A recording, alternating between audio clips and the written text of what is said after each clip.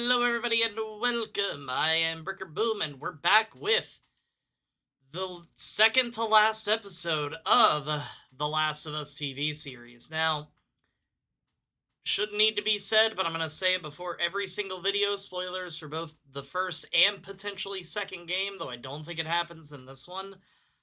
Also, if you happen to hear the sounds of children and dogs and whatnot enjoying themselves outside, that's because it is the first day that is tolerable here in Ohio. And rather than being outside, where the people are, because who wants that, I just have the windows open so I can still feel the immersion. But enough preamble. I have a feeling this episode's going to be pretty long, so let's go ahead, hop right into it, and start The Last of Us Episode 8, When We Are in Need. Now, I like this because it immediately gives us an idea of who is probably going to be a main character in this particular episode. I also like that it gives us an idea of what the town looks like. We know that it's very snowed over and everything because of the season. However, I like the fact that we're seeing things from the video game placed into this. They did a lot of work on this, and I love it. I'm not 100% sure if David was a preacher of any kind. You'll have to let me know in the comments below. I don't believe so, but I do really enjoy this particular episode, simply just due to the fact that as it's starting out, David doesn't seem like a bad dude, and that's kind of parallel to the video game. When he first started out, yeah, you may have got bad vibes off of him because everybody's tried to kill them immediately, but we have no indication of what his character or who his character is to begin with. The whole town on rations. That's what we call Joelception. Which, by the way, if you didn't know, Troy Baker is the person that voiced Joel. That's him. I'm sure you know, but I feel like if I didn't cover it, there would be somebody that would be like, hey, by the way, so, I got you. One thing that I really liked about this that we didn't really get to see in the video game, for obvious reasons, is her taking care of him. It solidifies that bond of who they are even more, and I'm glad that they paid attention to this and decided to give us a little bit of background of them actually taking care of each other a bit. Been there before. Also, I'm kind of glad, no, not glad, actually. I'm a little upset that we didn't have the moment that made that one streamer cry of the rabbit suddenly getting shot. Well, no, I mean, we've seen a lot of brutal things on here. I think it would have been funny, but just in case you don't know, here's a brief clip of that.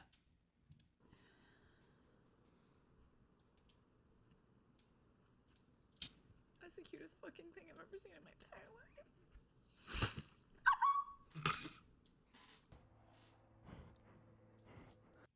Now, one thing that I would have liked to have seen, because we do see where, as she is moving, she does hear clickers clicking. I kind of wish, and again, this has been my main complaint with the series as a whole, I kind of wish something would have happened, like, even if it wasn't in the video game, just something to up the ante a little bit. We know that Ellie can handle herself, so at this point, I feel like we should be seeing at least a few more zombies here and there. I understand they're in a remote area. However, there are multiple gunshots in this episode that do not seem to draw any of them out. I have to imagine how upset you would have to be that by all rights, a literal child is now holding you at gunpoint because you thought that they wouldn't notice that you're trying to take their deer, or you thought you would be out of there before they arrived. The moves, I put one right between your eyes. Ditto for Buddy Boy. That was directly from the game. She called him Buddy Boy a couple different times. I really liked this episode just simply for the fact that there was so many dialogue options from the game that they chose to import. I love everything about it. I put one right between my eyes. That's right. Again, directly from the game. I love the amount of detail that was added into this episode. I cannot say enough good things about it. What it's worth. There's room for you in our group if you want. Now, one thing that I like about this scene is we're not. It's both a like and a dislike, I guess I should say, because we're not getting the action that we got in the game where they're running from clickers and running through an abandoned building and fighting a bloater, which, don't get me wrong, I would have loved to have seen. However, we're getting to know the David character a little bit better. We're seeing a human side to him, and those who have never watched the show are like, "Oh, you know what? Maybe this guy isn't that bad. He seems friendly. He's got medicine, so Joel can get back up on his feet." Like, everything about this is painting this to be a good guy. Obviously, we know better. We know that's not the case, but they are doing a very good job at subverting our expectations into he's a nice guy, not a complete monster. Everything happens for a reason. And it's about at this point you're like, oh no, he big bad. So we find out that the guys that were at the college with Joel and Ellie, the one that Joel ended up killing, he's the leader of those folks. They had went out there scavenging for food, ran into them, and then it was all over from there. One thing I liked about this scene is that, again, it's very humanizing for the game in comparison to the game. In the game, Ellie just stabs him, good to go. In this, you see her giving him multiple doses. She's not sure what the right choice is. There's a lot of very subtle details that I like that they're covering in this. So, yeah, just wanted to kind of point that out real quick. Venison. Now, I waited to talk about this part. In the beginning, the girl is asking when they can bury her father, the one that we see crying at the church. David tells her, can't bury him until spring. That's a lie.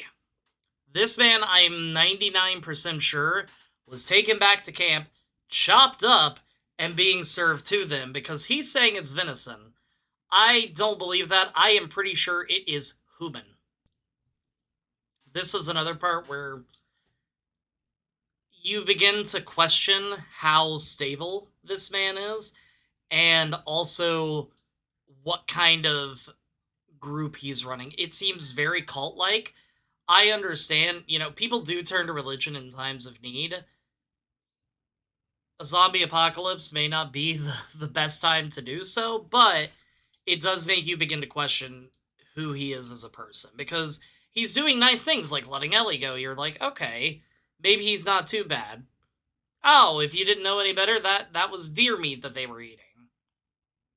And then he just smacks this girl. So it's a fine line that he's walking. Yeah, maybe that's God's will.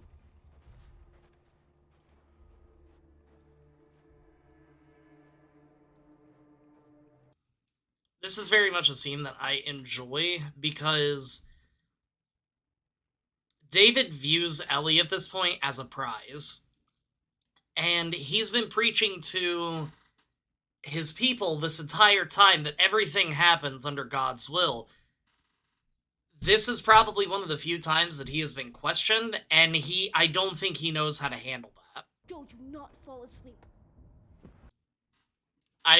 This scene I had to point out because it is definitely very much so different from the video game.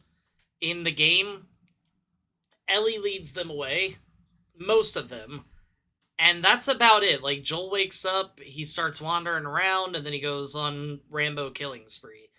In this, he's still fighting to remain conscious at the beginning. Now, once that adrenaline kicks in, you're good to go, but for right now, he's still very much in a fog, just trying to get a grasp on his whereabouts.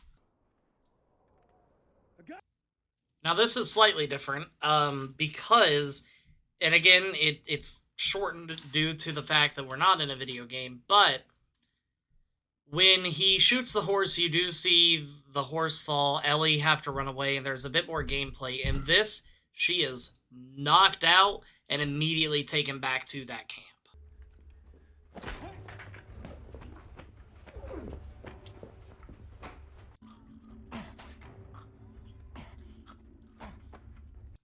Now, I had to... Ooh, that face. I had to point this scene out. God, I'm not going to be able to look at that face. Smiley face.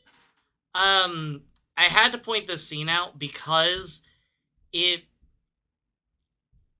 very much showing that Joel is not back up to his full strength yet. He's just taking out the one dude. He has fallen over. He's likely in some sort of pain, but I think that adrenaline is starting to return back to him because after this, we do see a very good scene. Or I'll pop your fucking kneecap off. I am so happy this scene got included. Now, I know I have mentioned it before in prior episodes how badly I wanted this scene in here. I am so happy. It is almost word for word from the video game, and I could not be happier. There have been a lot of doubts cast on if he makes a good Joel or not. He killed this scene, and I am so happy about it. Okay. No. I believe him. No. Such a great scene from beginning to end. It was one of those things that if it wasn't going to be in the series, I was going to riot. If it was in the TV series, but it was bad or it was rushed, I was going to riot. I cannot find a single thing that I hated about this scene. I loved it from beginning to end. Now that is something that we did not have in the video game. It was pretty inferred heavily what was going on. And I believe at some point or another, we do see multiple instances of hanging bodies. But seeing the ear, I don't know how it took her this long to notice, mind you, but seeing the ear does finally say, oh, that's who these people are, and immediately cast aside any doubts that you may have had about David and his crew. Chop me up into little pieces. Also something directly from the video game. This is also directly from the video game. Ellie begins to move in, acting like she's a friend, snaps his finger, makes a run for the keys. He grabs her, pulls her into the bars a couple times, and then Ellie delivers the iconic line of... Tell them that Ellie is a little girl who broke her fucking finger! How did you put it? Tiny little pieces? Both scenes are great. The one thing that I like about this is, again, they've kept a lot from the video game. He does a very good job at portraying David, and she is really doing a good job channeling that rage in this episode. They have gone a little bit deeper into the psychosis of Ellie, it seems, because before it was just, oh, Ellie's a girl, she has a couple smart mouth comments here and there. In this instance, they are very clearly setting up for the second one, where Ellie is having to deal with her rage in a way that upset a lot of fans at the very end, but it seems like this is going to do a very good job of storytelling, making everything come full circle by the end. I'm infected. And now so are you. So that is one thing that I am very curious about, is if she would end up biting anybody and breaking skin like she did with David, if they would get sick or not. I don't think that was ever covered in the game. I personally do not think so, because she's not carrying the actual fungal disease with her, and it's not showing the like it has with other people, and that is saying in the video. But I'm very curious if he would end up experiencing any type of sickness. That looks pretty fucking real to me. So all of this that is happening is, again, almost line for line from the video game reading. They're doing a very solid job with this episode. Joel! What I love about this is that it once again sets the scene perfectly from the video game. From the burning restaurant, to the fact that they are in a restaurant, to Ellie having to sneak around with a little tiny pig sticker of a knife, to David having this massive cleaver. Mwah. Everything about this is chef's kiss. I'm gonna keep you. And I'm gonna teach you.